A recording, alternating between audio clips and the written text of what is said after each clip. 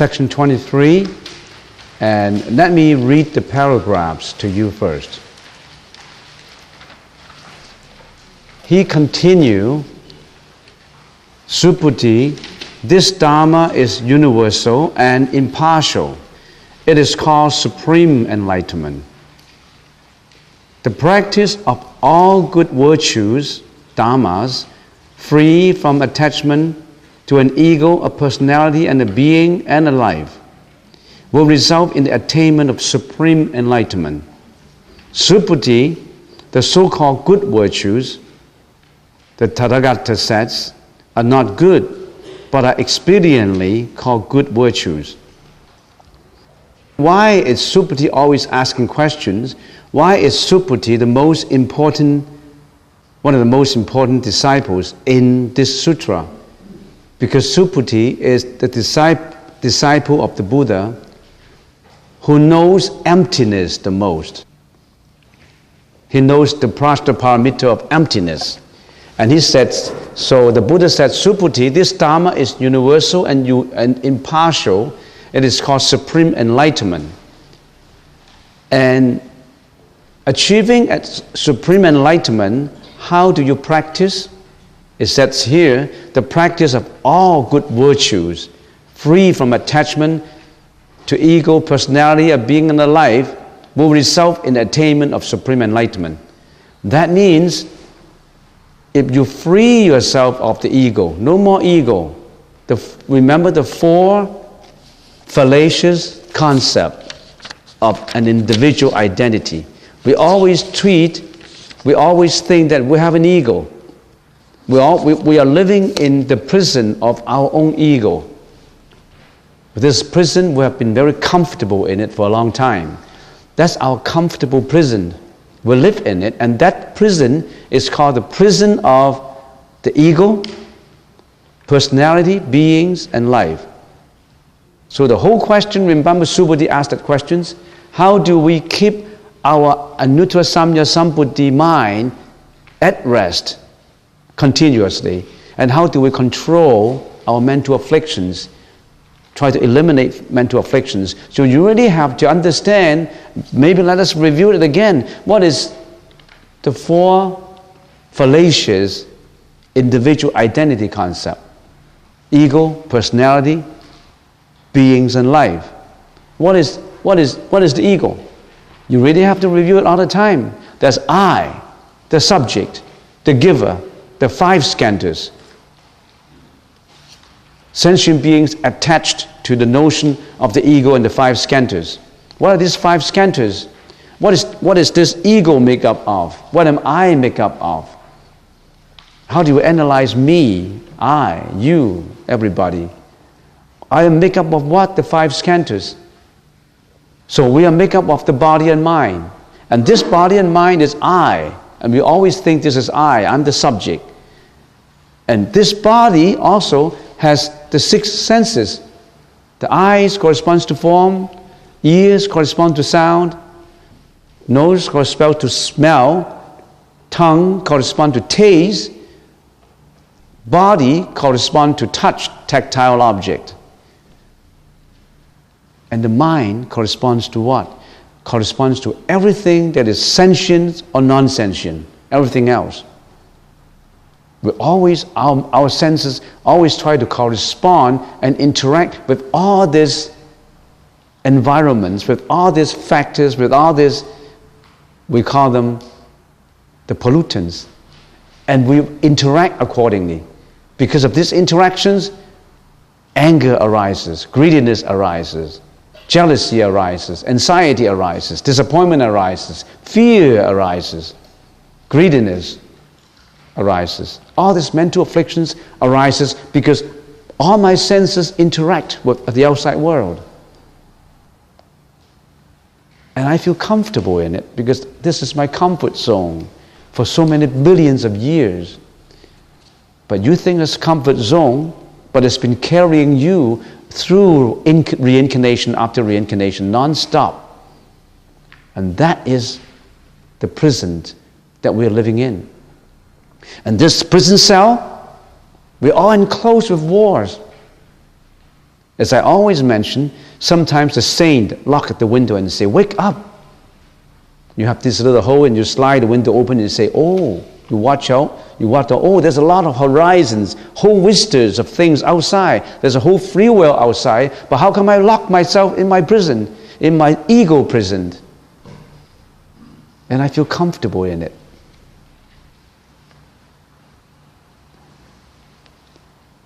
So, that's my ego. How about personality? Personality is all those other sentient beings beside yourself. How about beings? Being is all those other non-sentient existence. All those correspondences that you have. Form, sounds, fragrance, smell, taste, all these objects. You're the subject and there's the objects. All those different objects, you interact with them. When you interact with them, jealousy, hatred, violence, anger, anxiety, fear, all these things arises in you. And what is life? Finally, ego, personality, beings, and life. What is this life? Continuity of thoughts. All this erroneous thought that this is my comfort zone has been erroneously carried life after life after life in reincarnation. So, what I'm saying is, ego, personality, beings, and life, if you really practice and practice, there are 4 levels to go. And if you are successfully have achieved eliminating all these, you become the arahats out of reincarnation. But is that the ultimate? No. You have something that you know. What you know is an obstruction to you. So you really have to empty out this Dharma too. The Dharma of eliminating ego, personality, beings, and life, that Dharma has to go. So no Dharma. No Dharma. Eliminate the Dharma. Even the no Dharma has to be eliminated. Empty out the no Dharma. You see you see all this emptying out until there's nothing to be obtained. No wisdom, no fear. When there's nothing to be obtained, there's no obstacles in your mind. When there's no obstacles in your mind, you're completely eliminated. You're completely liberated from the bondage of reincarnation, from the bondage of life and death. You're free. We're not free. We're not free now. We are being bonded. Suputi, if a man in his practice of charity gives away the 7 treasures piled up in a heap as great as all the Mounts Sumeru in the universe put together, and another man receives, holds in mind, reads and recites even a 4-line stanza of the Prajnaparamita Sutra and explains it to others, the merit of the former's dana will not be worth 100, 1,000, 110,000, and 100,000 part of that obtained by the latter, as no conceivable comparison can be made between the two. Now, in this chapter, the Buddha introduced some comparisons. When we're giving out, we give out either in terms of money or in kinds, in materials. And giving out charity includes many things, not just material, not just money. When you give out a smile, gives out some efforts, give out some comfort to others, it's also charity. So charity is not always in terms of money, and not always in terms of other materials either. It could be in terms of moral support, in terms of, as I always mention, good morning was smile or comforting sentence, or anything that make people feel happy. So the Buddha make a comparison. Why did he make a comparison? In the sutras, there are 6 comparisons so far. The first comparison is compare the teaching to understanding and practicing the teaching to giving out treasures as much as to fill the whole millions of worlds. The second comparison is compared to giving treasures as compared to fill the whole countless universe as compared to practicing and understanding the Buddha's teaching. The third was an offering as many lives as there are grains of the sand in the river Ganges. Even if you donate your life away, as compared to understanding and practice the sutras meaning. And thus the fifth is contrast this teaching with the merits from venerating countless Buddhas. So all these different comparisons tell us that how come that by giving away so much material, treasures and jewels and even lives, is not as meritorious as understanding the sutra and practicing according to the sutra. That's what is said in here. The merit is not as much by just giving materials away as understanding and practicing the sutra. How come we always make that comparison in here? Because when you donate countless quantity of jewels and treasures, materials, these jewels and treasures are just material, and any material would disintegrate. Materials are subject to arising and maintaining itself, and then disintegration. It would perish. Everything is transient, is temporary. It doesn't last for long. All materials, all matters, they don't last for long. There's no matter that would last forever, subject to disintegration. But if you understand spiritually or morally the meaning of this sutra and practice accordingly, you or other sentient beings will get enlightenment. Enlightenment is extremely important, because when you're enlightened, you also let other people enlightened.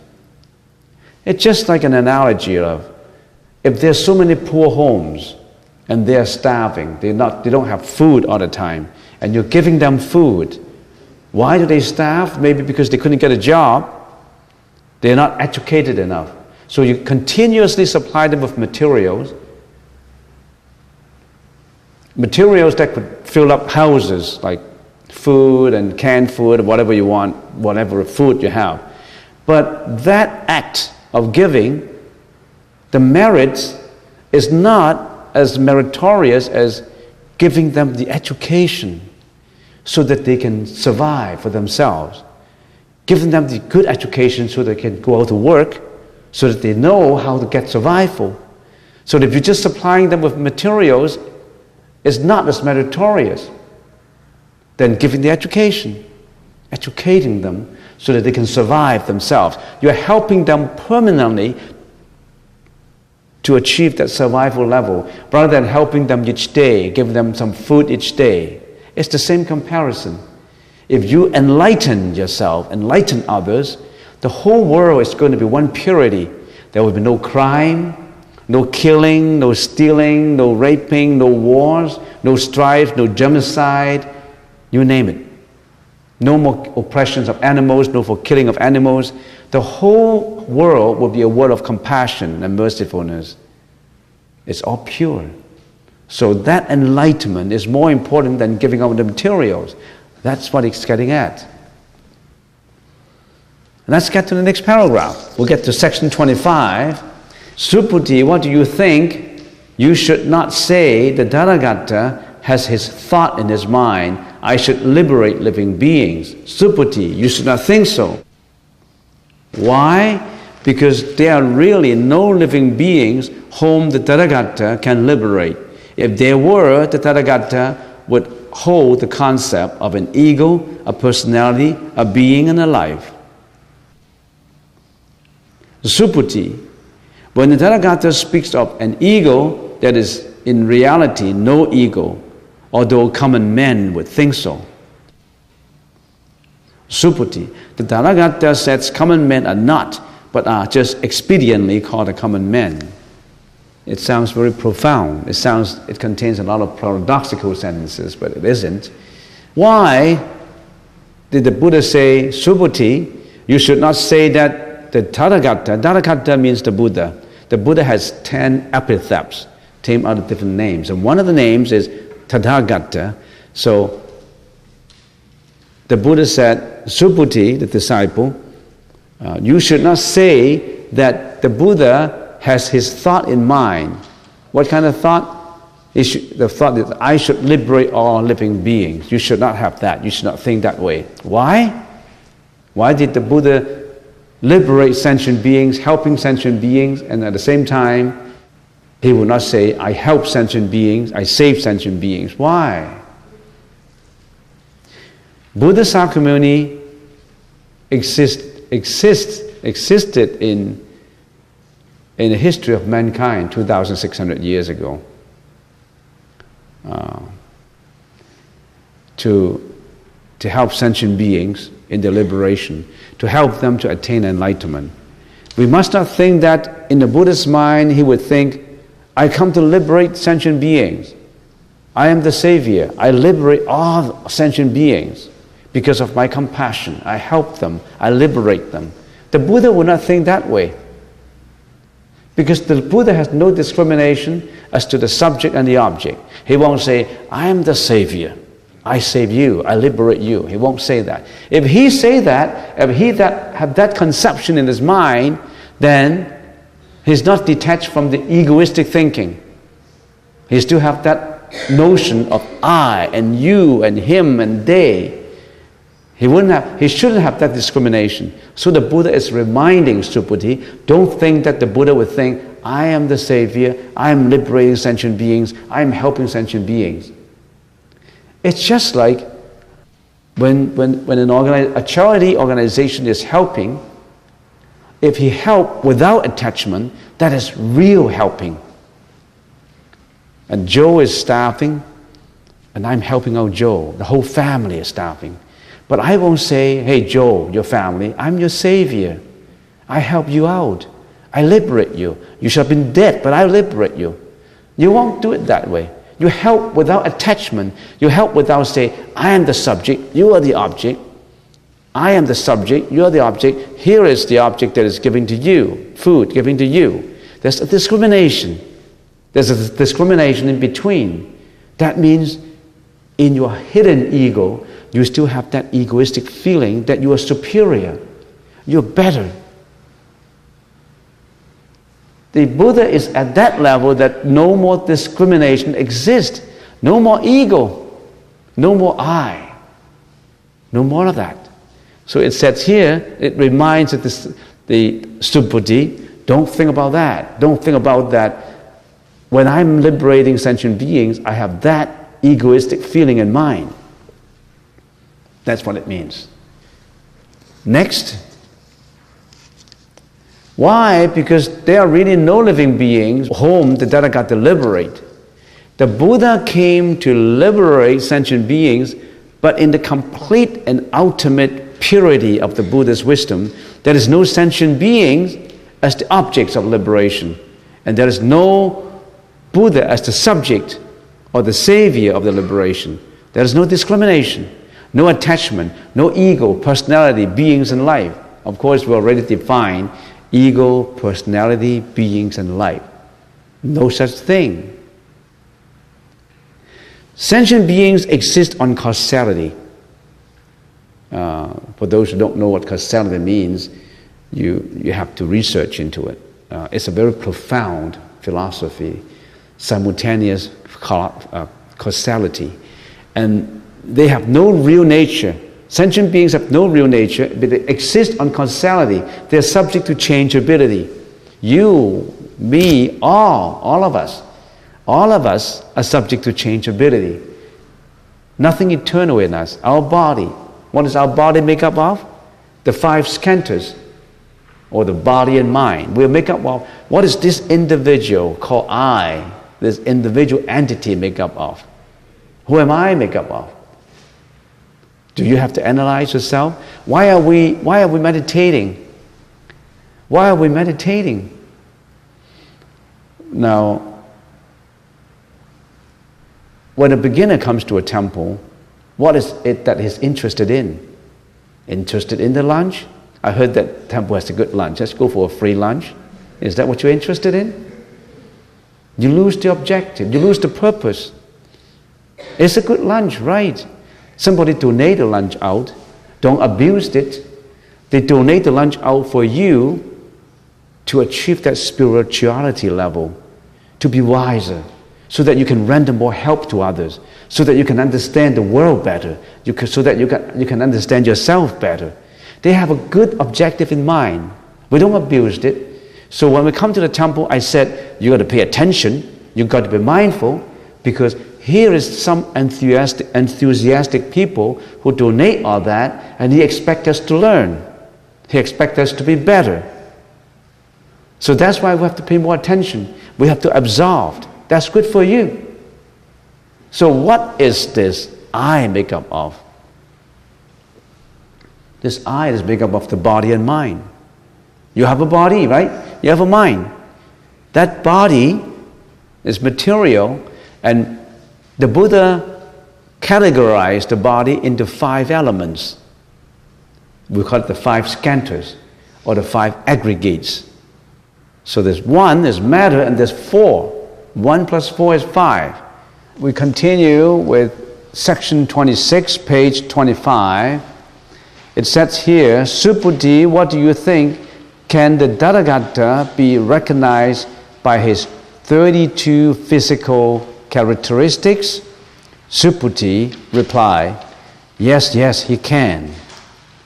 The Buddha said, Subhuti, if the Tathagata can be recognized by his 32 physical characteristics, a world ruler, Chakravarti, would be the Tathagata. Subhuti said to the Buddha, World Honored One, as I understand your teaching, the Tathagata cannot be recognized by his 32 physical characteristics. Then the World Honored One recited the following Gata. He who sees me by outward appearance and seeks me in sound treads the heterodox path and cannot perceive the Tathagata. Let's get to the first sentence. It says, Subhuti, what do you think? Can the Tathagata be recognized by his 32 physical characteristics? And then Subhuti replied, yes, he can. Now, why did the Buddha ask this question? The Buddha asked this question because the Buddha wants us to not to cling to form and appearances. But he mentioned the 32 attributes. Now, if the 32 attributes, we already mentioned what are the 32 attributes. If the 32 attributes are not the attributes, why speak of the 32 attributes? In order to understand that, we have to know that there are 2 kinds of Buddha Dhammas. Buddha Dhammas, if we can categorize it into 2 kinds, we have 2 kinds. One is the temporal, worldly truth, which leads sentient beings to cultivate the path of merits. So, one is the temporal, worldly truth, which leads us to cultivate the path of merits. What are these? For example, being kind, practicing endurances, practicing charity, observing precepts. All this is cultivating the path of merits. A lot of merits will come out. Good effects will come out if you're cultivating all this. Another path, another Dhamma is the other is ultimate final truth, which leads beings to cultivate the path of wisdom. So there's 2 kinds. One is the cultivation of merits, and the other is the cultivation of wisdom. For the cultivation of merits, in terms of which is the temporal truth, the worldly truth, in terms of the temporal truth, we speak of the 32 attributes. Why? Because whatever cause you cultivate, good effects will come out.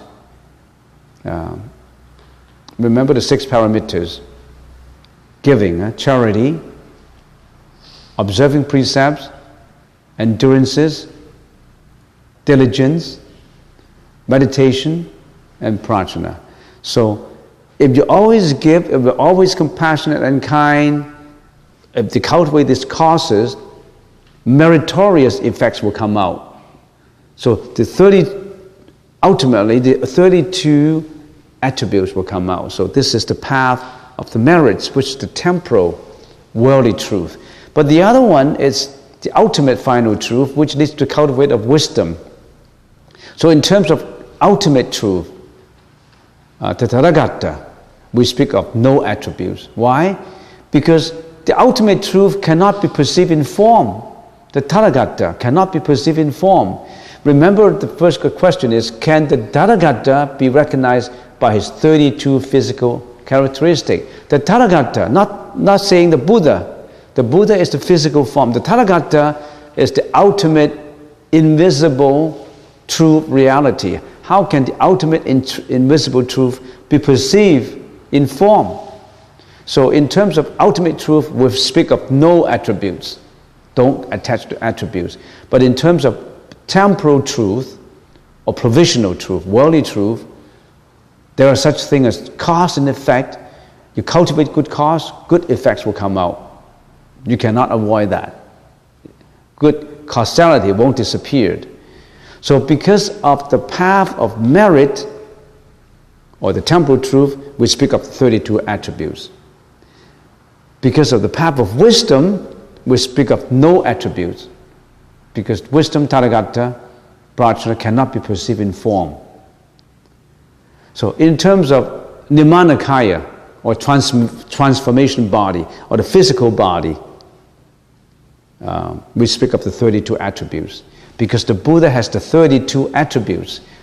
We all know what the 32 attributes, meritorious attributes is. In terms of Nirmanakaya, in terms of the physical body, the transformation body, there are the 32 attributes. But in terms of the Dhammakaya, the real body, the ultimate body, the Tathagata, we speak of no attributes. How can you see? No attributes to be seen. There was a Zen master, and I think his name is Dao Chun, and he said,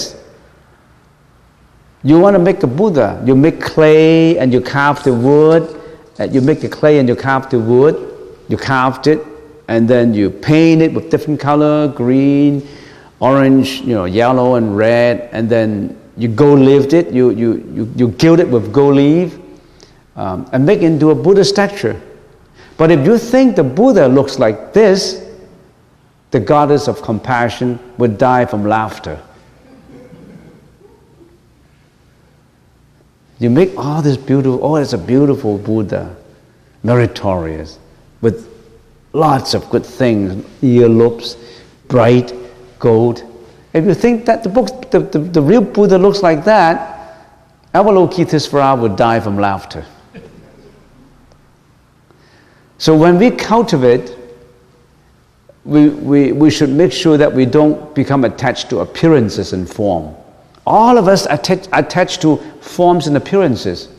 Some people practice with such diligence that they acquire certain powers. For example, maybe in the samadhi, they see lights, they see flowers, they feel very, very light and drifting. They have all sorts of imaginations and hallucinations sometimes.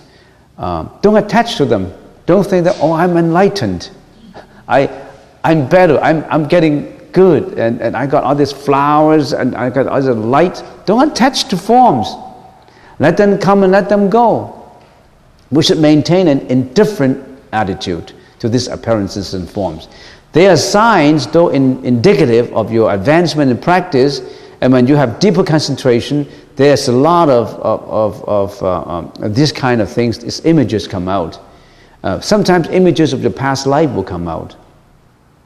And sometimes you're in meditation, if you really have the concentration, my previous life was this.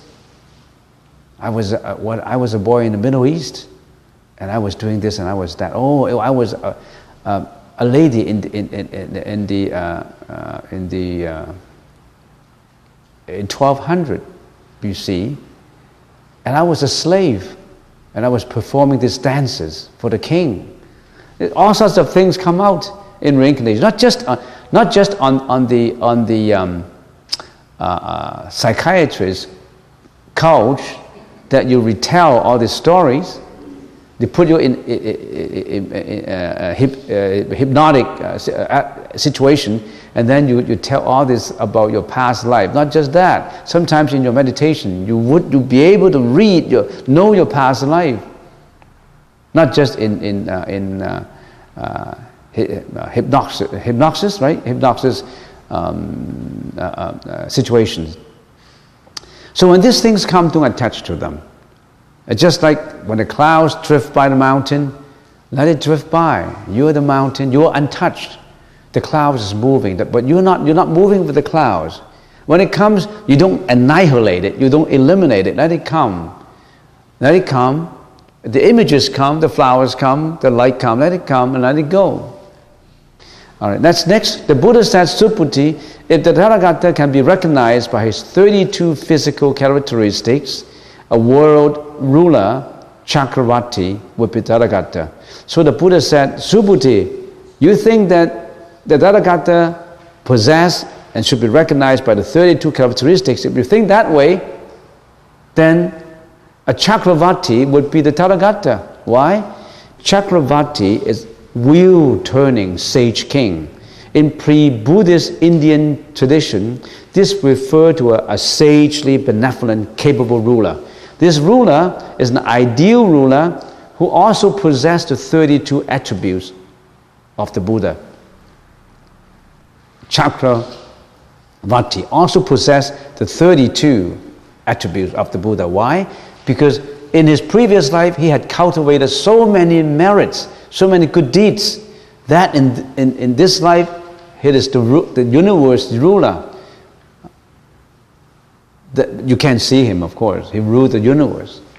We can see the Chakravarti, because we're not in that position to see. We can't even see beings in heaven. Our eyes, our ears, our nose, our senses are not qualified enough to see heavenly bodies, heavenly beings. Our senses are very restricted. So Chakravarti possessed the 32 characteristics just as like the Buddha's characteristics. But he's not the Buddha, he's not enlightened. He just possessed the 32 attributes because in his previous lifetime, he cultivated all these good causes. He gave out, he endured, he'd been diligent, he'd been compassionate, he's been doing all these good deeds that make him possess these 32 attributes. So if you see someone who looks good, oh, how come that guy is a handsome guy and that guy is not a handsome guy? He cultivates his own cause. That handsome guy, maybe in his previous lifetime, he had endurances. He wouldn't get mad under any kind of situation. He's helpful. And in this life, he looks good. And this guy is just the opposite. He looks bad. You are the creator of yourself. You bring your karma along with you. How come somebody's sound, and when you voice it out, his sound is dulcet, is pleasant to the ears, very convincing. Whereas some others, stammering all the times, and not clear in his speech, not a good speaker, not convincing, the sound is not pleasant. They were born with a different sound. Why? Not without a reason. They cultivate different causes. Some people born with a musical note in their mind,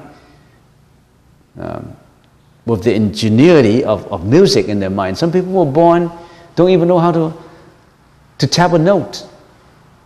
Can't play piano, can't play any music instruments because his blood does not contain the musical note. For some people, you don't really have to train them. In many of these shows, people said that. They just go up to the stage and they can sing.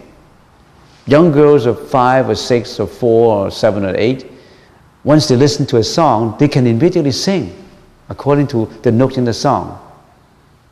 Why? Because it brings back memory for them. In the previous life, they learned it and they brought it forward to this life.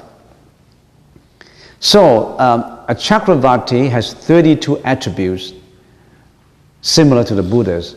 So, Buddha said, if you think that the Buddha can be recognized, the Tathagata can be recognized by the 32 attributes, then the universe king is the Buddha. So that's not right. Don't think it that way. That's not right. Don't think about that way. Next sentence would be section 27, I think. Subhuti, if you have this thought, the Tathagata does not rely on his possession of characteristics to obtain supreme enlightenment. Subhuti, banish the thought. The Tathagata does not rely on his possessions of characteristics to obtain supreme enlightenment. Subhuti, if you think it while developing the perfect enlightenment mind, you will advocate annihilation of the Dharma. Do not have such a thought. Why? Because one who develops the supreme enlightenment mind does not advocate the annihilation of things. What does all this mean? What it means is, don't have the thought and say, oh, the Buddha does not rely on the 32 attributes. The Buddha's enlightenment does not come from the 32 attributes.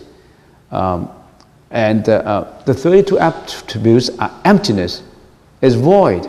So the 32 attributes is no good. Because the Tathagata, the ultimate truth, does not need the 32 attributes. So you should get rid of the 32 attributes thinking. Don't think about it. Don't even, it's void, it's empty. It's just a concept, it's void. If you think that way, that's again wrong. Don't think it that way. Why bandish that thought? Why should you bandish that thought from the mind? If you do, you would think that these characteristics are unimportant and do not result in enlightenment. But they are part of the enlightenment. They help enlightenment. They cannot be apart from the enlightenment. Yet they are not enlightenment per se. They are not enlightenment. If you annihilate these characteristics, you obstruct cause and effects. That means, on the one hand, don't attach to appearances and form. On the other hand, don't annihilate it. Don't deny it. You need appearances and form. It's just like a person with a diluted eyesight, with bad eyes, diluted eyesight. When that person sees the sky, he sees flowers in the sky. We see a flower in the sky, but it's because of his diluted eyesight. He sees flowers in the sky. And then he practices and say, oh, it's my eyes that are bad. So there's no such flower. So there's no such flower. You don't need to do that. Why? Because the flower does not exist in the first place. If you say, I want to annihilate the flower does not exist. No flower. You don't have to do that because that flower has never existed before. Why do you say, oh, the flower is gone? It's never there before. How can you say something is never there before? How can you say it's gone? If that flower is there before, you can say, that flower is there now because of my analysis, it's gone, then it's gone. But that flower has never existed before. Something that has never existed before, how can you say that is not existent anymore? Do you see the logic? Because of the eyes, the illusory eye, the diluted eyes, to see a flower exist. You should know that the location that the flower occupies in the space, actually there's no flower. It's just an illusion. You know that you don't have to find emptiness for that flower. You don't have to empty out that flower. It's there, but it's immediately empty. It's there, but it's immediately gone. You don't have to say, I annihilate it. Now I use my analysis, it's gone. You don't have to say that. Because if your eyes are clear, there wouldn't be flowers. The location that flower takes, it has no flower. It's empty. Don't think that now I empty out the flower. It's never existed before. How can you say that something that has not been given birth to die? He wasn't born. That wasn't even born. How can you say that dies? Only if that's born, then you say that he's dead, he dies. Well, if we use that simile, everything we see here is illusory. It exists on cause and effect. And the form and appearances die, but that Tathagata doesn't die. That is eternity. That doesn't die. That road that gets enlightened. So, if you maintain that thought and say, Buddhism is just an abstract concept, the 32 attributes of form, no form, we must get rid of the forms. You don't have to get rid of it. There's nothing like in the beginning. There's no such flower in the beginning. Why do you have to get rid of it? You're making a mistake on another mistake. Thinking that is a flower is a mistake. Thinking that you already have annihilated flower is another mistake. It's never there before. It's birthless. How can you say that birthless stuff dies or disintegrates or being eliminated? So you just let it come, let it go. When you purify your thought, there's no flower. The emptiness is there. You don't have to look for it. You don't have to analyze it. So,